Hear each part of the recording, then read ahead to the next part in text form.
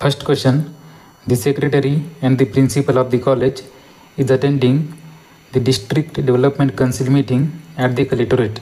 दिलेल्या प्रश्नामध्ये आणि सेक्रेटरी एक नाव नाही आणि प्रिन्सिपल एक नाव नाही आणि दोन्ही नामाच्या अगोदर एक दी डिफिनेट आर्टिकल आला आहे. याचा अर्थ असा आहे का सेक्रेटरी एक अलग व्यक्ती आहे आणि प्रिन्सिपल एक अलग व्यक्ती आहे आणि हे दोन सब्जेक्ट दी सेक्रेटरी आणि प्रिन्सिपल हे दोन सब्जेक्ट असल्यामुळे या ठिकाणी इजच्या ऐवजी आर येईल. किंवा या प्रश्नाला दुसऱ्या पद्धतीने समजून घ्या, दी सेक्रेटरी एक नाव नाही आणि दी प्रिन्सिपल एक अलग नाव नाही आणि ह्या दोन्ही नामांना किंवा दोन्ही सब्जेक्टना अँड या कंजक्शनद्वारे जोडल्या गेलं आहे. म्हणून या ठिकाणी the secretary and the principal एक कंपाऊंड नाव नाही आणि जेव्हा केव्हा वाक्यामध्ये कंपाऊंड नाव येईल त्याच्यासमोर क्रियापद अनेकवचनी स्वरूपात येत असतो. पण दिलेल्या प्रश्नामध्ये इथे इज आला म्हणून या इजच्या ऐवजी आपल्याला आर या सहाय्यकारी क्रियापदाचा वापर करावा लागेल.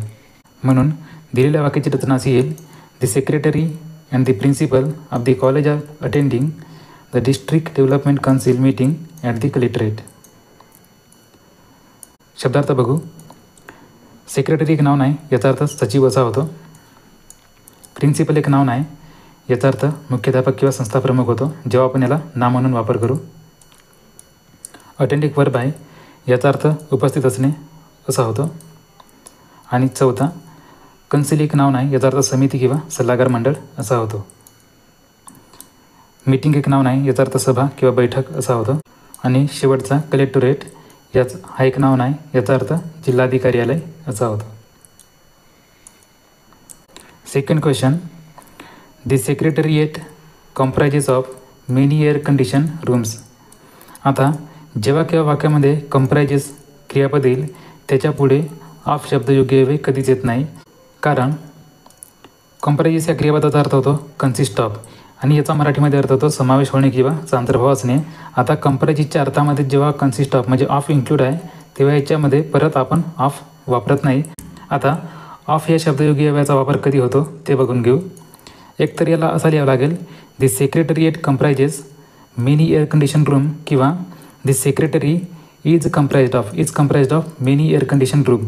म्हणजे जेव्हा आपण इज सोबत वापरू इज कंप्राइज्ड ऑफ त्यावेळेस ऑफ येईल, पण जेव्हा आपण कंप्रायजेस या क्रियापदाचा वापर करू तेव्हा कंप्रायजेससोबत ऑफ शब्द योग्य येत नाही. म्हणून या ठिकाणी एरर इथे आहे, या ठिकाणी ऑफला रिमूव्ह करू. म्हणून दिलेल्या प्रश्नाला आपण दोन प्रकारे लिहू शकतो. त्यानंतर शब्दार्थ बघू. कंप्राइज एक वर्ब आहे याचा अर्थ समावेश होणे असा होतो. मेनी एक ॲडजेक्टिव्ह आहे याचा अर्थ अनेक किंवा पुष्कळ होतो. तिसरा प्रश्न, there is only one of his novels that are interesting. आता जेव्हा केव्हा वाक्यामध्ये वन ऑफ सिंग्युलर सब्जेक्ट येईल तेव्हा वन ऑफ समोर नाउन नेहमी म्हणजे नाम नेहमी अनेकवचनी स्वरूपात येतो, पण क्रियापद एकवचनी स्वरूपात आला पाहिजे. आता दिलेल्या प्रश्नामध्ये वन ऑफ इथे आलेला आहे आणि याच्या पुढे नाउन एक अनेकवचनी स्वरूपात आहे, बरोबर आहे, पण जो क्रियापद आला आहे तो या ठिकाणी आर आहे. म्हणून या ठिकाणी आरच्या ऐवजी आपल्याला इज लिहावं लागेल, कारण वन ऑफ समोर नाउन नेहमी प्लुरल फॉर्ममध्ये येतो आणि क्रियापद एकवचनी स्वरूपात येतो. म्हणून दिलेल्या प्रश्नाची वाक्यरचना अशी येईल, there is only one of his novels that is interesting. त्याचप्रमाणे जेव्हा केव्हा वाक्यामध्ये each of, either of, neither of येईल त्याच्या पुढे नाउन प्लुरल फॉर्ममध्ये येतो आणि क्रियापद सिंग्युलर फॉर्ममध्ये येतो. देर एक ॲडवर्ब आहे याचा अर्थ या क्षणी, तेथे किंवा तिकडे असा होतो. ओनली एक ॲडजेक्टिव्ह आहे याचा अर्थ एक मात्र, केवळ किंवा फक्त या अर्थी आपण याला वापरू शकतो. त्याचप्रमाणे इंटरेस्ट एक वर्ब आहे याचा अर्थ त्यामध्ये आवड निर्माण करणे असा होतो. आणि शेवटचा वन ऑफ एक सिंग्युलर सब्जेक्ट आहे याचा अर्थ एक असा होतो. प्रश्न चौथा, I now am knowing all the facts about him. आता हे काही क्रियापदे आहेत जेव्हा काही यांचा वापर जसा believe, depend, know, like, love, need, prefer, realise, see, remember, understand, want etcetera. जेव्हा केव्हा या क्रियापदाचा वापर आपण कंटिन्युअस टेन्समध्ये करू, कंटिन्युअस टेन्समध्ये यांचा वापर होईल, पण यांना कधीही आय एन जी प्रत्यय लागणार नाही. म्हणजे कंटिन्युअस टेन्समध्ये यांचा वापर आहे त्याच स्वरूपात केला जाईल. म्हणून दिलेल्या प्रश्नामध्ये इथे नोविंग येणार नाही. तर वाक्यरचनाची येईल, I now know all the facts about him. Continuous टेन्समध्ये ज्या क्रियापदाला ING फॉर्म लागत नाही हे लक्षात ठेवा, म्हणजे चूक होणार नाही. नाव एक ॲडजेक्टिव्ह आहे, ॲडवर्ब आहे, ज्याचा अर्थ आता किंवा याच वेळी असा होतो. नो एक वर्ब आहे, याचा अर्थ माहीत असणे किंवा परिचित असणे असा होतो. त्यानंतर फॅक्ट्स एक नाउन आहे, याचा अर्थ तथ्य किंवा वस्तुस्थिती असा होतो. त्याचप्रमाणे अबाउट एक प्रेपोजिशन आहे, याचा अर्थ बदल किंवा विषय असा होतो.